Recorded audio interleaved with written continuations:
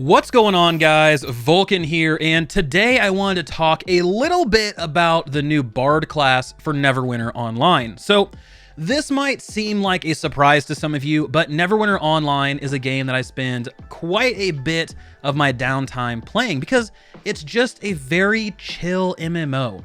I can play with my friends on PC, I can play on Xbox, you know, on the couch, little couch MMO action, and just have a really good time. And recently, Cryptic and Perfect World reached out to see if I wanted to play the Bard ahead of release. Now, unfortunately, there were some kind of real-life issues that prevented me from getting this out ahead of time, but I still wanted to share my thoughts for those who did want to jump into this game from time to time, maybe check out the new Bard. They did a big leveling overhaul, but anyway, let's go ahead and let's talk about this. So, the new Bard class in Neverwinter is the first class that they've added in 6 years. And like they say, all good things come with time. And in my opinion, the Bard is no exception. So the focal point of the Bard is their musical prowess and being able to memorize and play tunes that are going to buff up your party. Now, the interesting part of this mechanic is that they took heavy inspiration from Zelda Ocarina of Time in order to design the music. So players will need to punch in the correct sequence of keys to play a song and provide a buff for themselves and allies. Now, these are things like causing all of your melee attacks to become a frontal cleave, adding a whirlwind projectile to certain attacks, or boosting passive stats to give some nice buffs, or just healing up your party. And what songs you have access to all depends on the two disciplines that you can choose between, the Songblade and the Minstrel. Now, the Minstrel is all about supporting your party and creating illusions to trick enemies, while the Songblade is all about increasing their damage and fighting enemies up close. So between the two, the Minstrel also spends much more time actually playing songs and activating those sequences than the Songblade does, because the Songblade in turn spends more time using actual abilities. So if you're someone who lives to be the Bard that kind of keeps the party alive and buffed, and you love the music element, then the Minstrel is going to fulfill that fantasy perfectly. If you want to be a sword-wielding swashbuckler type, then the Songblade is definitely the one that you should choose. Now, I was given a level-capped Bard that was absolutely geared to the teeth, and then I was sent into Valdemar's lair to test out the class and face off against a dragon. When I first dove into combat with the Bard, it took a few fights for me to get the hang of like playing the music, using abilities, and kind of weaving that together. And when you activate performance mode by pressing tab, you're going to bring up your instrument, and then you can begin kind of pressing inputs for the song. If you mess it up, then it truly sounds like you messed up, nothing happens, and you start over. And trying to punch those keys in while also dodging attacks was really kind of clunky at first and was difficult to get a handle on. But after some practice, I was able to get kind of into an okay rhythm of attacking, playing a song, and then attacking some more. And the big thing that helped was moving my song notes on PC to my number pad rather than the number bar across the top of my keyboard, because punching them into the number pad felt like I was just entering in a phone number, and it felt way more comfortable.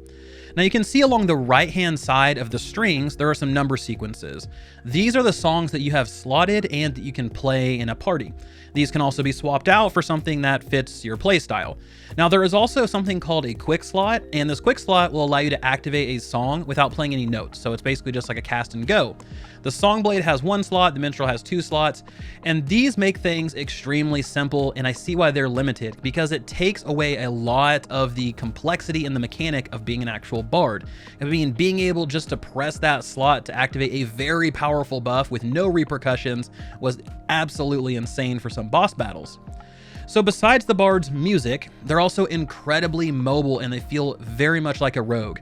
They have skills that allow you to chain dashes together, close the gap between enemies, dish out some big damage. It feels like I'm more like a combo or combat rogue from World of Warcraft, if I want to kind of make that determination. And it was just really cool. And having played Neverwinter for years, this class felt so much more polished and modern than all of the others. And when I was chatting with the dev during my playthrough, a big question I had was, why the Bard, right? Why did they land on this particular class? And they felt like they could do something really unique with the Bard, and that's why they landed on it. They felt like they were able to do something different from all of the others in the game so far, but they also considered adding the Druid and the Monk. And I would absolutely love to see those other 2 classes added over time as well. Side note, my playtest experience with Perfect World and the Cryptic devs, extremely positive. You can tell they were very passionate about the project. They're big fans of their own game, which is really hard to find these days, so I was actually impressed to see this. So other than the bard being added, the game also received a massive leveling overhaul, and this squeezed the level cap from 80 to 20, and they completely changed the leveling process to something pretty interesting. So instead of completing quests and then earning experience to reach higher levels, you are instead given a bundle of levels when you complete adventures. So when you take on your first adventure, you might be a level 2, for instance, through the entire thing. And then once you reach the end and complete that arc, you're set to level 8. And there's no longer experience points that are built up and then you level up traditionally, right? You're simply set at a level at the end of the adventure. They also added some new areas to the game. So they added a brand new adventurers guild that houses all of the different trainers, reward vendors, and really anything kind of related to leveling or group content. And they added a training room where you can check out your new skills, test out gear on dummies, which is great. Always love to see MMOs add these type of things. And once I get some more downtime, I do think I'm gonna be jumping into the new content more, getting my own bard to level 20 and kind of experiencing everything. If you were somebody who had played Neverwinter in the past and you had a character created, doesn't even matter if that character was level 1 or 2, they will automatically be set to level cap. So when you log in, your level 8 sorcerer is going to be set to level 20. So before I go, I do have some giveaways for everybody. I love giveaways. Giveaways are my favorite thing. So I'm going to be pulling names from all of the comments below, and I'm giving away 4 prizes.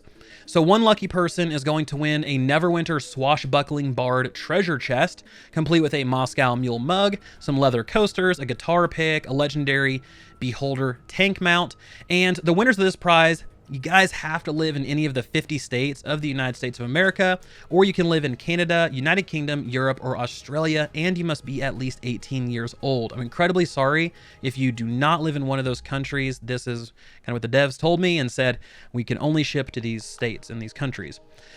Then I'm going to pull an additional 3 winners for the Carmine Bulette mount and a Ghost Companion, plus the Cape of the Wayward Traveler, a Stone of Health, and an Injury Kit. So a great kind of starter kit for anybody really kind of getting back into Neverwinter or getting into Neverwinter for the first time. So remember to comment below to enter, but I want to hear from you guys. So what do you think of the Bard's design and gameplay? Does this look interesting? Does it look overly complex for no reason? Are you a fan of the kind of Ocarina of Time style music notes, or would you have much rather see something different? Also, last thing, what do you guys think about them adding the monk or the druid down the road, and which one would you much rather see? Thank you guys for everything. This has been Vulkan, and I'll talk to you guys next time.